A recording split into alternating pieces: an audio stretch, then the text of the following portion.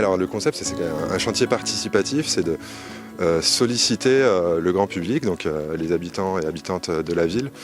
pour contribuer à un chantier de renaturation de ce parc de Buisson-Rond, et donc de connecter le haut du parc, qui est lui-même lié via le parc des Charmettes à la Chartreuse,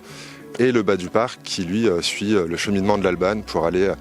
vers le lac du Bourget et donc constituer une trame verte et bleue. L'envie première, c'était d'être dans le fer et puis surtout d'être dans le fer ensemble, voilà, de rencontrer des personnes, de retrouver des têtes connues, d'être dehors et puis d'œuvrer pour un endroit que j'aime bien aussi dans la ville de Chambéry, voilà, donc de pouvoir contribuer à plus de biodiversité dans ce parc et puis encore une fois, voilà, être dans le fer et dans un chantier collectif. Ce qui m'intéressait, c'était d'être avec plein de gens, de toutes générations confondues, et que on passe un bon moment. Il y en a qui creusent, il y en a qui plantent, il y en a qui font des trous avec des petites pelles. Voilà, du coup, c'était sympa de montrer aux enfants qu'on pouvait faire quelque chose tous ensemble.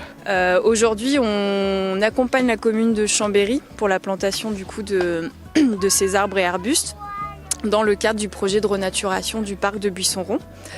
qui a commencé du coup par le semis d'une prairie fleurie. Donc tout ce qui a été semé et planté sur ce secteur-là a été produit selon le cahier des charges de la marque végétale locale, qui a pour but du coup d'utiliser des végétaux d'origine locale, donc des végétaux sauvages, pour la renaturation. Je pense que la ville appartient aux habitants. Donc les élus sont en responsabilité de la gestion de la ville, mais il me semble important que les habitants soient associés, impliqués, alors à des ateliers comme celui-ci très concrets, mais aussi à des réflexions peut-être plus ambitieuses sur les politiques publiques, par exemple. Nous, à Chambéry, on est assez peu habitués à travailler avec le grand public, donc c'est une grande première. Et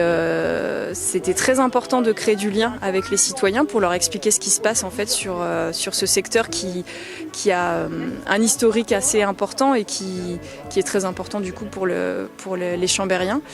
Donc c'est une grande première et c'est vraiment super de voir que les gens sont motivés à planter des arbres et puis à comprendre aussi pourquoi on utilise du végétal local, quel est l'intérêt.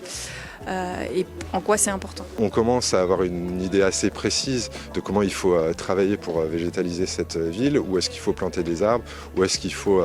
implanter un certain nombre de jardins partagés, de nouveaux espaces verts, de parcs et globalement d'aménagements qui sont propices à la biodiversité. Et donc on va, dès que ce sera possible,